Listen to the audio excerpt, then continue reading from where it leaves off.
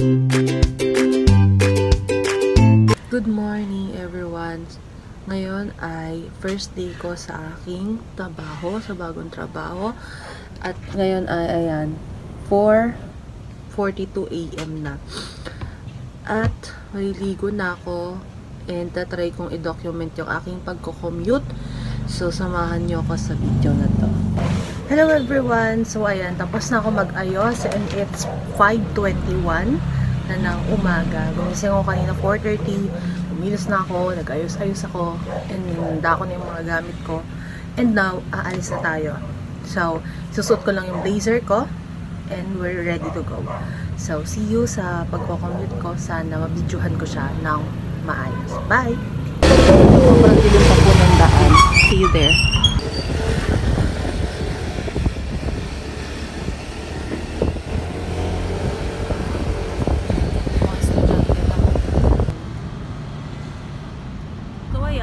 Naglalakad na ako ngayon. Nandito na ako sa May Ayala.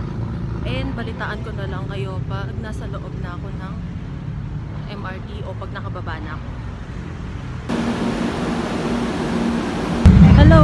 So ngayon nakababa na ako and nasa GMA Kamuning na ako. So naglalakad ako. Balitaan ko na lang kayo.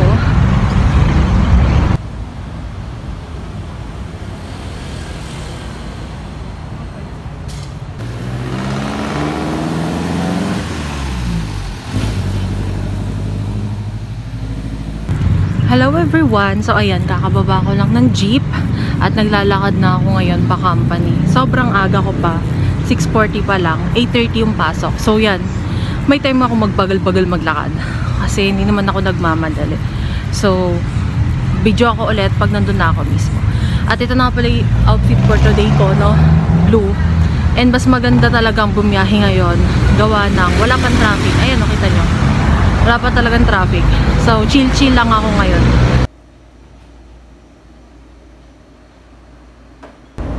Hello everyone! So, ayan. Nandito na ako sa labas ng company. And nagstay muna ako sa 7-Eleven. Kasi maaga pa masyado. Ngayon ay 6:51 pa lang. And iidlip muna siguro ako hanggang 8 para makabawi-buwi ako ng tulog. So, bumili lang ako ng delight. Hindi ako mag-breakfast kasi may gula ko. Sorry, bye!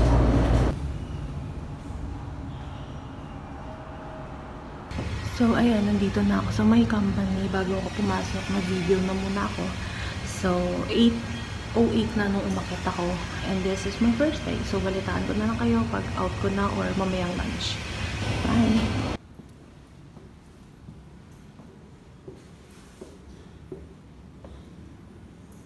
Everyone, so ayan, tayo ay pauwi na dahil uwian na. So, update ko kayo pag nakasakay na kamay.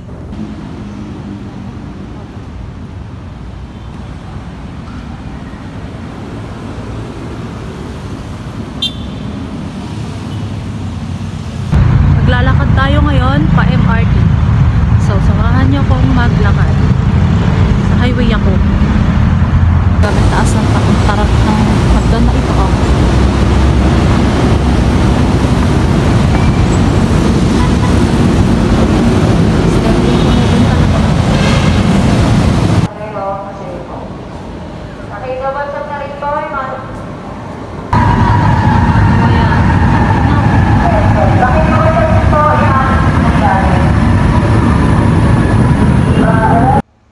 Hi everyone! So ayan, ngayon ay 9:45 na. Muntik ko nang malimutan mag-video. And nakauwi na pala ako sa bahay. Ayan, kitang-kita nyo ng aking bare face. As in, haggard versosa talaga tayo guys. So ayun, for today's video, pinakita ko lang naman sa inyo kung ano yung first day ko. And hindi ko na masyadong binidyohan yung nangyari sa office kanina kasi syempre focus tayo sa patrabaho tayo. Yun naman kasi ang goal ko this year. Ngayong 2025, gusto ko mag-focus ako sa trabaho. This time, gusto ko i-eliminate yung mga katamaran ko sa katawan. And gusto kong i-goal talaga ngayong taon is talagang work tayo kasi tumatanda tayo at wala pa tayong na-accomplish sa buhay, gusto kong may ma-accomplish naman this time. And gusto kong simulan yung taon ko ng masipag ako. So ayun, kaya hindi muna ako nag-video-video kanina, wala akong ginawa, talagang nag-focus muna ako sa mga ginagawa ko nina. Sinet up ko yung laptop, sinet up ko yung cellphone, basa-basa ako ng mga brochure, ganyan. Tapos kinig ako mga kwento, ganyan, mga feedback, mga alam ko kung paano yung mga dapat kong gawin, ganyan. So hindi ko na siya di-disclose lahat kasi disclosure din yun ng company. Ayan na, yun na yun. Tapos yun na, nagano din sila, blowout lunch kanina, nilibre nila ako ng lunch kasi bago daw ako, ganyan, so may palibre. So sobrang generous nung company ko. Ayun. So to summarize this video guys, ayan, all in all, okay lang naman kahit nagko-commute ako. So far, so good naman. Kasi nung umaga, wala namang masyadong pasahero and hindi naman ako nahirapang sumakay. Doon lang ako nahirapan sa pagbaba ko ng MRT. Syempre naglakad tayo papunta sa destinasyon kung saan ako sasakay. Doon lang ako medyo napagod kasi syempre medyo mainit-initan nung time na yun and nagmamadali talaga ako. Tumatakbo ako kasi akala ko malayo. Yung pala, kaya naman pala maglakad ng very light kasi napakaaga ko naman pala. And pagdating ko ng stoplight, ay dumaan naman agad na tumawid ako, kasi sa kabila yun, tumawid ako, tapos may jeep. Tapos yun na, sumakay na ako. Tapos nalaman ko na yung daan. Tapos nung paglakad ko na, pa-company na, nakita ko na, pasensya na sa aso, no? Na malapit lang pala yung company. Sobrang kalmado ng daan, wala masyadong dumadaan, wala masyadong sasakyan. So, okay lang na maglakad-lakad. So, yun, nung pagdating ko, sobrang aga ko ng 2 hours, ganyan. So, hintay muna ako. Tapos, upo-upo, idlip-idlip. Kaso, doon nga lang ako sa 7-Eleven, idlip-idlip. Kaya, medyo, ako, half awake. Kasi, syempre, nakakatakot. Baka wala yung gamit ko, diba? Pagising ko, wala na akong gamit. So, half awake ako. Hindi rin ako nakatulog ng matiwasay. Meron na palang tao dun sa loob. Pero, syempre, dahil bago pa tayo, hindi man tayo pwedeng mag-aga-aga doon. Dahil baka wala pang tao, diba?